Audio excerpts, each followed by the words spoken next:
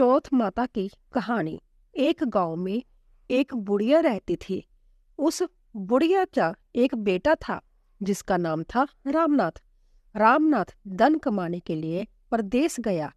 बुढ़िया अपने पुत्र के विदेश जाने के बाद बहुत चिंतित और दुखी रहने लगी, क्योंकि उसकी बहू उसे प्राय नित्य खरी खोटी सुनाया करती थी। इसीलिए बुढ़िया प्रतिदिन चिंतित और उदास रहती थी और घर के बाहर स्थित कुएं पर बैठकर रोया करती थी। बुढ़िया का जय कर्म रोज चलता रहा। एक दिन कुएं में से दिए की माँ का नामक एक स्त्री निकली और उसने बुढ़िया से पूछा, बूढ़ी माँ, तुम इस तरह बैठकर क्यों रोती हो?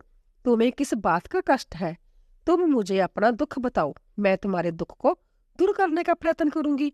बुढ़िया ने उस स्त्री का प्रश्न सुनकर कोई भी जवाब नहीं दिया और रोती ही रही।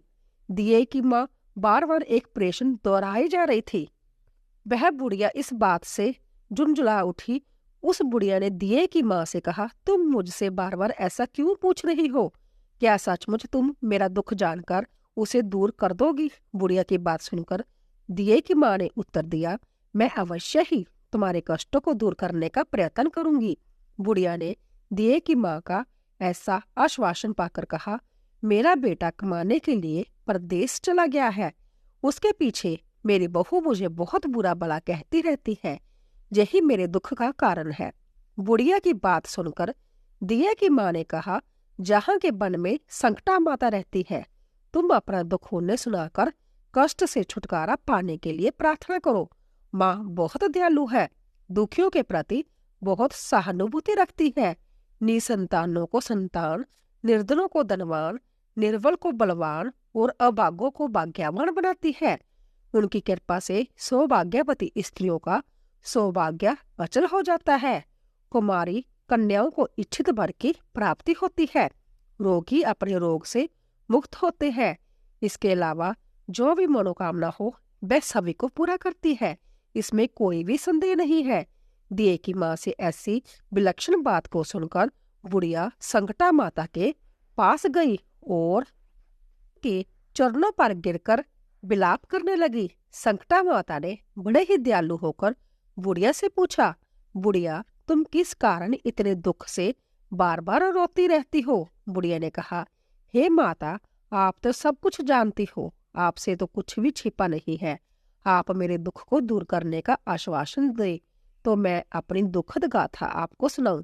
बुढ़िया की बात सुनकर संकटा माता ने कहा, मुझे पहले अपना दुख बताओ, क्योंकि दुखियों का दुख दूर करना ही मेरा काम है। संकटा माता के ऐसा कहने पर बुढ़िया ने कहा, हे माता, मेरा बेटा परदेश चला गया है। उसके घर में ना रहने से मेरी बहू मुझे तरह तरह की बातें सुनाया करती है। उसकी बातें अब मुझसे सहन नहीं होती।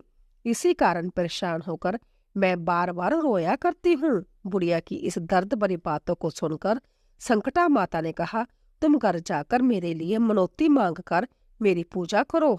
इससे तुम्हारा बेटा सकुशल घर वापिस आ जाएगा। मेरी पूजा के दिन सुहागन स्त्रियों को आमंत्रित कर उन्हें भोजन कराना। ऐसा करने से तुम्हारा बेटा अवश्य ही तुम्हारे पास आ जाएगा।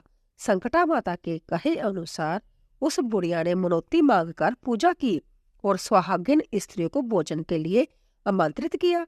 परंतु विचित्र बात ये हुई, जब बुढ़िया ने स्त्रियों के लिए लड्डू बनाने शुरू किए तो उससे 7 की जगह 8 लड्डू बन गए। इस बात से बुढ़िया बहुत ही असमंजस में पड़ गई। ऐसा होने का क्या कारण है? कहीं मुझसे गिनने में तो गलती नहीं हो रही, अथवा अपने आप 8 लड्डू बन जाने का कोई अन्य कारण है। उसी समय संकटा माता एक वृद्ध स्त्री के रूप में बुढ़िया के सामने प्रकट हुई और बुढ़िया से पूछा, क्यों बुढ़िया, आज तुम्हारे जहाँ कोई उत्सव है क्या? यह सुनकर बुढ़िया बोली, आज मैंने संकटा माता की पूजा की है और सुहागन स्त्रियों को भोजन के लिए आमंत्रित किया है, किंतु जब गिनकर 7 लड्डू बनाती हूँ तो वह लड्डू अपने आप ही 8 बन जाते हैं। मैं इसी बात से चिंता में पड़ गई हूँ। बुढ़िया की बात सुनकर संकटा माता ने कहा, क्या तुमने किसी बुढ़िया को भी आमंत्रित किया है? बुढ़िया कहने लगी, नहीं, मैंने ऐसा नहीं किया है। परंतु तुम कौन हो? संकटा माता ने कहा, मैं बुढ़िया हूँ, मुझे ही आमंत्रित कर लो। ऐसा सुनकर बुढ़िया ने उस बुढ़िया रूपधारी संकटा माता को भोजन के लिए आमंत्रित कर लिया। इसके बाद बुढ़िया के घर पर सभी आमंत्रित सुहागनें आ पहुंची और बुढ़िया ने सबको लड्डू तथा अन्य मिठाई आदि का भोजन कराया। इससे संकटा माता उस बुढ़िया पर बहुत प्रसन्न हुई और माता की कृपा से उस बुढ़िया के बेटे के मन में अपनी माता और पत्नी से मिलने की इच्छा उत्पन्न हुई और वह अपने घर के लिए चल दिया। कुछ दिन बीतने के बाद वह बुढ़िया संकटा माता की पूजा कर सुहागनों को भोजन करा रही थी कि किसी ने उसके बेटे के आने की सूचना दी, लेकिन बुढ़िया अपने काम में लगी रही। उसने कहा, मेरे बेटे को बैठने दो, मैं सुहागनों को जिमा कर अभी आती हूँ। बुढ़िया की बहू ने पति के आने का समाचार सुना तो उसी क्षण पति के स्वागत के लिए तुरंत घर की ओर चल दी। लड़के ने अपनी पत्नी को देखकर मन में सोचा कि मेरी पत्नी मेरे प्रति कितना प्रेम रखती है, जो खबर पाते ही मुझसे मिलने आ गई, परंतु मेरी माँ को मुझसे जरा भी प्रेम नहीं है। मेरे आने की खबर पाकर भी मेरी माँ मुझसे मिलने नहीं आई। जब पूजा का काम समाप्त हो गया, सभी सुहागनें भोजन करके अपने अपने घर को लौट गई। बुढ़िया अपने बेटे से मिलने के लिए उसके पास पहुंची। माँ के आने पर बेटे ने पूछा, माँ अब तक कहाँ थी? माँ ने कहा, बेटा मैंने तुम्हारी कुशलता के लिए संकटा माता से मनौती मांग रखी थी, उसी को पूरा करने के लिए सुहागनें जिमा रही थी। संकटा माता की कृपा से उसका मन अपनी पत्नी से हट गया और उसने माँ से कहा, माँ जा तो मैं जहाँ रहूंगा, जा तो यहीं रहेगी। बुढ़िया ने कहा, बेटा तुम्हें मैंने बड़ी कठिन तपस्या से पाया है, इसीलिए मैं तुम्हें नहीं छोड़ सकती, चाहे बहू का त्याग भी करना पड़े मैं कर सकती हूँ। अंत लड़के ने अपनी पत्नी को घर से निकाल दिया। घर से निकलकर बाहर आई तो बहुत दुखी मन से एक पीपल के पेड़ के नीचे बैठकर रोने लगी। एक राजा उधर से जा रहा था, उसे रोता देखकर राजा रुका और पूछा, तुम क्यों रो रही हो? तब उसने अपनी सारी व्यथा राजा को कह सुनाई। राजा ने कहा, आज से तुम मेरी धर्म बहन हो, इसीलिए रो मत, मैं तुम्हारे सभी कष्टों को दूर करने का प्रयास करूंगा। जय कहकर राजा उस स्त्री को अपने महल में लेकर आ गया। महल जाकर राजा ने रानी को सारी कथा सुनाई और रानी ने कहा, देखो आज से मेरी जय धर्म बहन है, इसी महल में रहेगी और इसको किसी भी प्रकार का कष्ट नहीं होना चाहिए।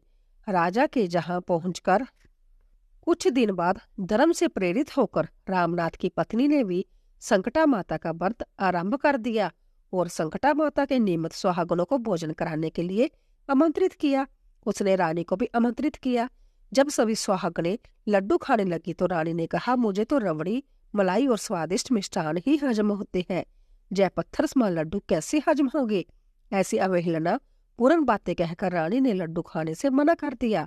कुछ समय बाद संकटा माता की कृपा से रामनाथ अपनी पत्नी को खोजते हुए राजा के महल में आया। वहां आकर अपनी पत्नी को संकटा माता की पूजा करते हुए देखा तो संकटा माता को हाथ जोड़कर प्रणाम किया और अपनी पत्नी से कहा, प्रिय मेरे अपराध को क्षमा करो। उसकी पत्नी ने कहा, हे नाथ, जय सब परवध से ही होता है, इसमें आपका कोई भी दोष नहीं है, आप मेरे ईश्वर रूप हो, मेरे भी अपराध को क्षमा करे।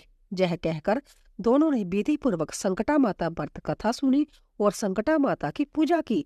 पूजा को समाप्त कर सुहागनों को जिमा कर दोनों पति पत्नी अपने घर की ओर प्रस्थान के लिए तैयार हुए।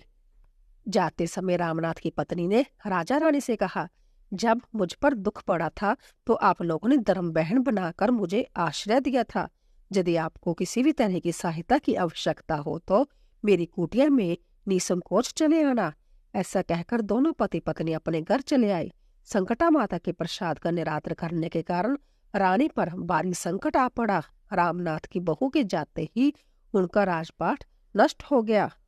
ऐसी विपत्ति में पड़कर रानी ने राजा से कहा, ना जाने वह तुम्हारी धर्म बहन कैसी थी, उसके जहां से जाते ही सब कुछ नष्ट हो गया। रानी ने राजा से कहा, जाते समय वह कह गई थी कि जब मेरे ऊपर कष्ट पड़ा था तब मैं तुम्हारे जहां आई और कदाचित तुम्हारे ऊपर कोई भी कष्ट पड़े तो तुम मेरे घर चले आना, इसीलिए हम लोगों को उसके जहां ही चलना चाहिए। ऐसा विचार कर राजा रानी दोनों ही अपनी धर्म बहन के घर गई। वहां जाकर रानी ने कहा, बहन तुम्हारे जाते ही ऐसा क्या हो गया कि हमारी सारी संपत्ति नष्ट हो गई। हम लोग बहुत परेशानी में पड़े हुए हैं। रानी की बात सुनकर रामनाथ की पत्नी ने कहा, बहन, मैं तो कुछ नहीं जानती। मेरी तो सब करता धरता संकटा माता है। इसके अतिरिक्त कोई दूसरा नहीं है। इसीलिए मेरी राय में तुम संकटा माता से अपनी भूलों के लिए क्षमा याचना करो। उन्हीं की मान मनौती से तुम्हारा काम बन जाएगा। तुम्हारे सारे बिगड़े काम अपने आप सुधर जाएंगे। रामनाथ की पत्नी की बातें सुनकर रानी ने श्रद्धा भक्ति से संकटा माता का व्रत किया और सुहागनों को जिमाकर अनजाने में हुई अपनी सब भूलों के लिए संकटा माता से बार बार क्षमा मांगी। रानी के ऐसा करते ही संकटा माता प्रसन्न हो गई और रात में रानी को स्वप्न में कहा, तुम दोनों पति पत्नी अपने महल को चले जाओ।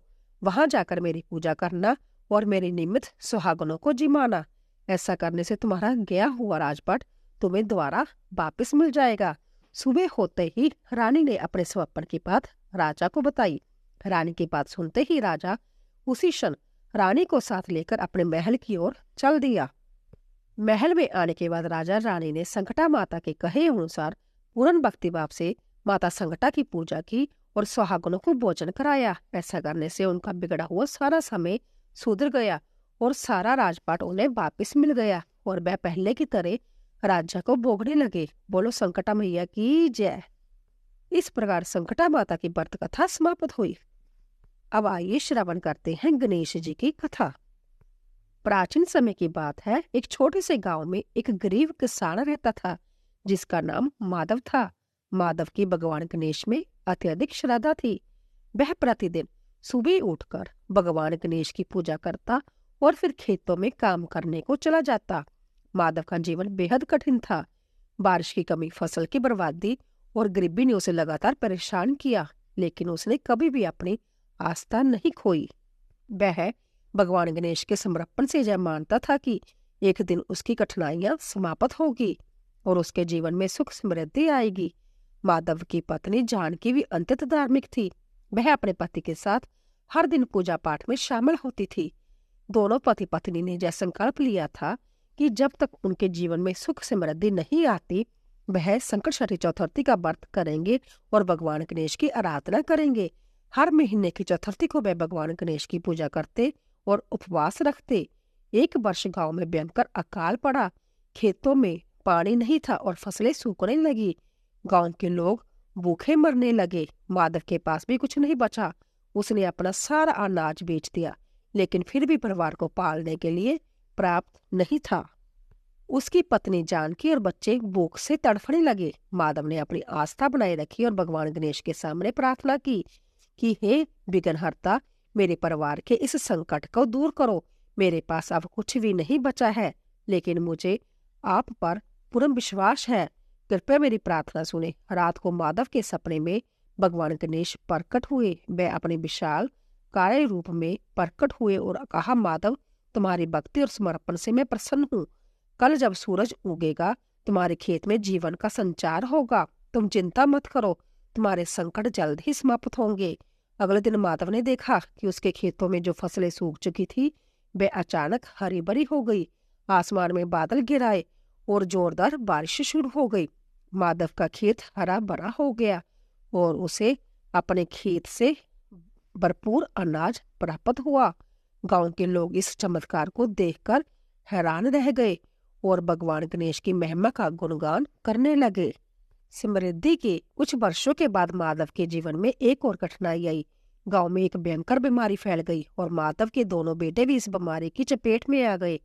माधव और जानकी दोनों ने अपने बेटों का इलाज कराने की कोशिश की, लेकिन कोई भी दवा कम नहीं कर रही थी। डॉक्टरों ने कह दिया था कि अब कुछ नहीं किया जा सकता। एक बार फिर माधव और जानकी ने भगवान गणेश की शरण ली। उन्होंने संकटहरी चतुर्थी का व्रत रखा और भगवान गणेश से प्रार्थना की, हे गणेश जी, आप विघ्नहर्ता है, हमारे जीवन में आए इस संकट को दूर करे, हमारे बच्चों की रक्षा करे। रात को भगवान गणेश ने माधव को सपने में दर्शन दिए और कहा, तुम्हारी भक्ति अटूट है और मैं तुम्हारे संकट को हरने आया हूँ। कल सुबह मेरे एक भक्त का आगमन होगा जो तुम्हारे बेटों का इलाज करेगा। अगले दिन सुबह एक व्यक्ति माधव के घर आया। वह एक सिद्ध वैद्य था और भगवान गणेश का परम भक्त था। उसने बच्चों का इलाज किया और कुछ ही दिनों में वह पूरी तरह स्वस्थ हो गए। माधव और जानकी ने भगवान गणेश का धन्यवाद किया और उनके भक्त वैद को आशीर्वाद दिया। अब माधव का जीवन शांतिपूर्ण हो गया था। उसका खेत भरपूर फसल देने लगा था और उसके बच्चे भी स्वस्थ हो गए थे। परिवार में सुख शांति का वास था। लेकिन जैसे जैसे समय बीतता गया, माधव के मन में थोड़े थोड़े घमंड और लोभ का भाव आने लगा। उसे लगने लगा कि अब वह सब कुछ संभ्या के परिश्रम से प्राप्त कर सकता है और उसकी भगवान गणेश में आस्था धीरे धीरे कम होने लगी। एक दिन माधव ने भगवान गणेश की पूजा करना बंद कर दिया। उसने संकटचतुर्थी चतुर्थी का व्रत भी छोड़ दिया। अपने धन और समृद्धि में खो गया। जानकी ने उसे कई बार समझाया, लेकिन वह उसकी बातों को अनसुना कर देता था। जल्द ही उसके जीवन में फिर से संकटों का दौर शुरू हो गया। उसके खेतों में कीड़े लग गए, फसलें खराब होने लगी और उसकी आर्थिक स्थिति फिर से खराब हो गई। उसके बच्चे बीमार पड़ने लगे और जानकी भी बीमार हो गई। अब माधव को अपनी गलती का एहसास हुआ। उसने समझा कि उसने भगवान गणेश की कृपा से प्राप्त सभी सुखों का घमंड किया और उनकी पूजा छोड़ दी, जिससे उसके जीवन में फिर से संकट आ गए। माधव ने फिर से भगवान गणेश की शरण ली। उसने संकटचतुर्थी चतुर्थी का व्रत शुरू किया और भगवान गणेश से माफी मांगी। उसने संकल्प लिया कि अब वह कभी घमंड नहीं करेगा और हमेशा भगवान गणेश की पूजा करेगा। उसने पूरे गांव में भगवान गणेश का एक भव्य मंदिर बनाने का संकल्प लिया ताकि गांव के सभी लोग गणेश जी की आराधना कर सके। माधव के पश्चाताप से भगवान गणेश प्रसन्न हुए और फिर से उसके जीवन में सुख शांति और समृद्धि लौट आई। उसके खेतों में फिर से फसलें लहरा उठी। उसकी पत्नी और बच्चे स्वस्थ हो गए। उसका परिवार फिर से खुशहाल हो गया। माधव ने भगवान गणेश का मंदिर बनवाया और वहां हर महीने की संकटचतुर्थी चतुर्थी को गांव के सभी लोग आकर भगवान गणेश की पूजा करने लगे। उस गांव में भगवान गणेश की कृपा से कोई भी संकट नहीं आता था और सभी लोग सुख समृद्धि में जीवन व्यतीत करने लगे। गणेश जी का आशीर्वाद और समृद्धि का स्थायी वास गांव में बने मंदिर की महिमा दूर दूर तक फैल गई।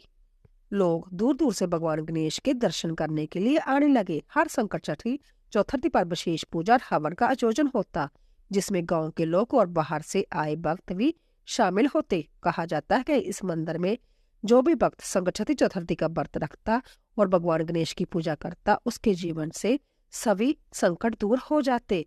माधव अब पूरी तरह से भगवान गणेश के चरणों में समर्पित हो चुका था। उसने अपने जीवन के बाकी दिन भगवान गणेश की सेवा में बिताए। उसकी श्रद्धा और भक्ति के कारण गांव में हमेशा सुख और समृद्धि का वास रहा। बोलिए सियापति रामचंद्र जी की जय। गौरी पुत्र गणेश भगवान की जय।